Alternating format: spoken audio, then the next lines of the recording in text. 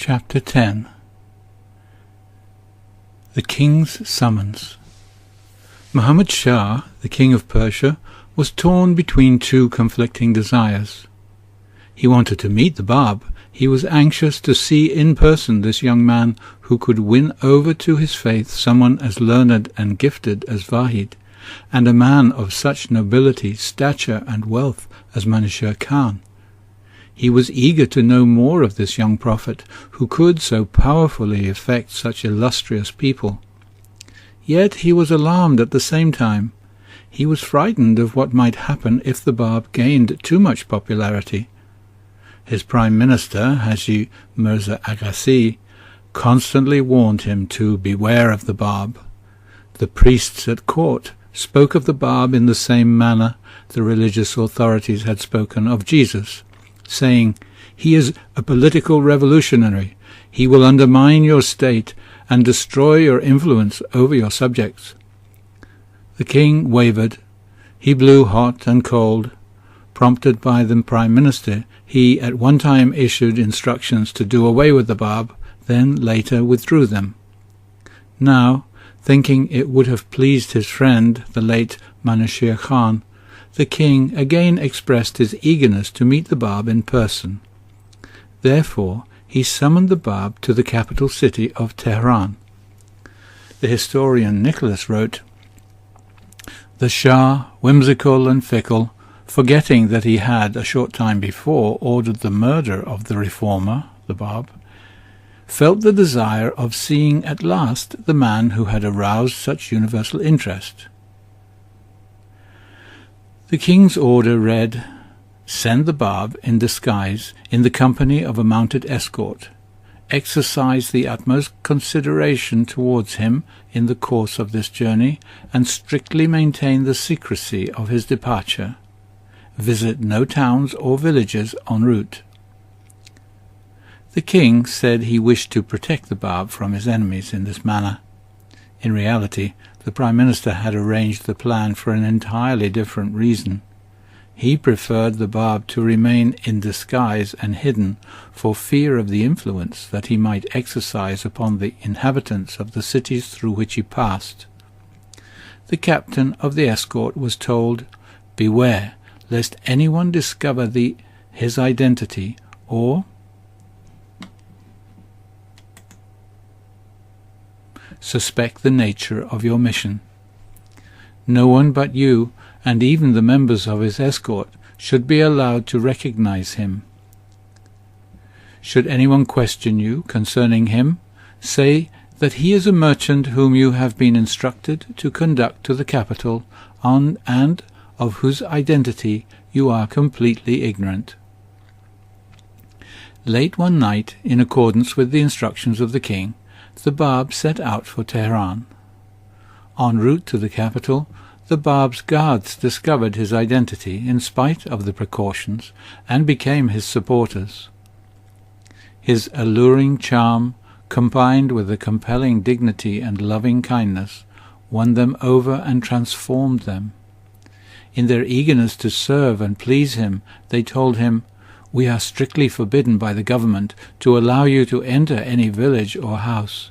We are told to proceed by an unfrequented route directly to Tehran, so that you shall come in contact with no one. However, if it be your wish, we are ready to ignore these instructions and escort you through the streets of every town." The Bab replied that he preferred to go by way of the country, for the cities were unholy. The people paid tribute to the shrines with their lips, while with their acts they heaped dishonor upon them. Outwardly they reverenced, but inwardly they disgraced.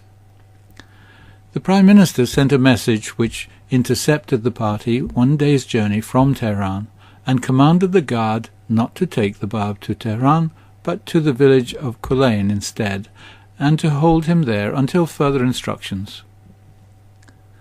The Prime Minister was determined that the Bab should never reach the capital. The Prime Minister continually reminded the king of the religious revolts that had taken place in the past in Merman and Khorasan, and warned him that the Bab was just such a dangerous threat to the peace of the realm. The Prime Minister's influence over the king was unlimited.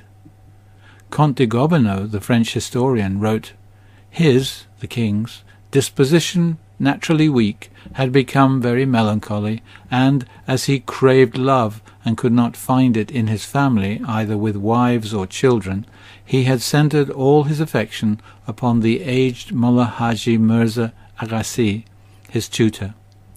He made of him his only friend, his confidant, then his first and all-powerful minister, even his God." The journal Asiatique states that the Prime Minister gained such power over the king that one could truly say that the Prime Minister was the real sovereign.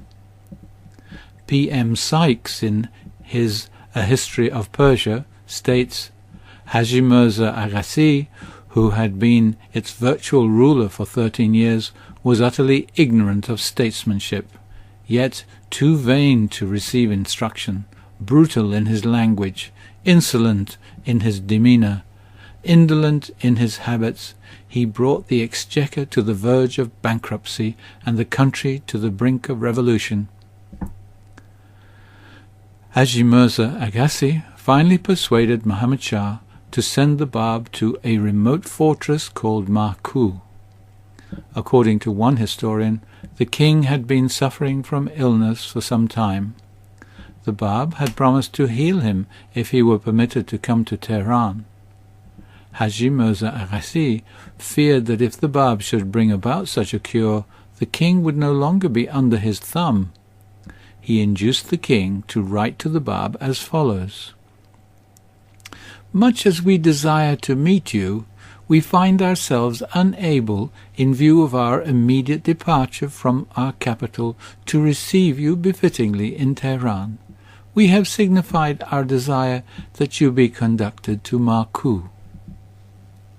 The Bab had written earlier to the king asking for an audience with him. He had requested permission to come to the capital so that before the king and all the religious leaders of the land he might present the proofs of his mission. He agreed to leave the decision of its truth or falsehood entirely in the hands of the king. He said that he would accept the judgment of the king as final, and in case of failure was ready to sacrifice his head. Both the Prime Minister and the king had originally welcomed this letter. They were convinced that once the Bab was faced by the noted religious leaders of the land, they would humiliate him and divest him of all prestige. However, when they received the news of his overwhelming victories in debate at Shiraz, and especially when word came of the conversion of both Vahid and Manushir Khan to his faith, they were no longer eager or even willing to have him at the capital. When the king's message reached the Bab, telling him of his transfer to the prison of Marku, he knew whose hand was behind the cruel order.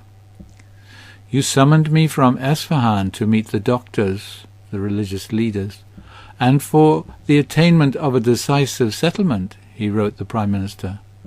"What has happened now that this excellent intention has been changed for Marku and Tabriz?" In these words the Bab foreshadowed the suffering he was to face in the northern city of Tabriz, where he would be summoned from prison, once to be beaten and the second time to be slain. Thus the king broke his promise to meet the Bab, and the royal party, including the young son of the prince, Prince Farhad Mirza, left with the Shah and the Prime Minister for a lovely park in the neighbourhood of Tehran. While there, the prince approached the Prime Minister and asked him, "Haji, why have you sent the Bab to Marku?" The Prime Minister replied, "You are still too young to understand certain things, but know this: had he come to Tehran, you and I would not at this moment be walking free from care in this cool shade." The historical document Journal Asiatique records, as the order of the Prime Minister Haji Mirza Agassi became generally known, from Esfahan to Tehran, everyone spoke of the iniquity of the clergy and of the government towards the Bab. Everywhere the people muttered and exclaimed against such an injustice. The Bab was ordered to proceed first to Tabriz. He refused to accept the funds provided by the government for the expense of the journey. All of the allowances that were given by the Prime Minister, the Bab bestowed upon the poor. For his own needs, he used the money which he had earned as a merchant. Rigid orders were given to avoid entering any of the towns on the journey to Tabriz. When the party at last approached the gate of the city, the leader of the escort, Muhammad Beg, approached the Bab. "The journey from Esfahan," he said, "has been long and arduous. I feel I have failed to do my duty toward you, and have failed to serve you as I should have. I can only ask for your pardon and forgiveness." "Be assured I account you as a member of my fold," the Bab told him. "They who embrace my cause will bless and glorify you, and will extol your conduct and exalt your name." The rest of the guards followed the example of their chief, and with tears in their eyes bade the Bab a last affectionate farewell. Reluctantly they delivered him to the soldiers of the governor of Tabriz.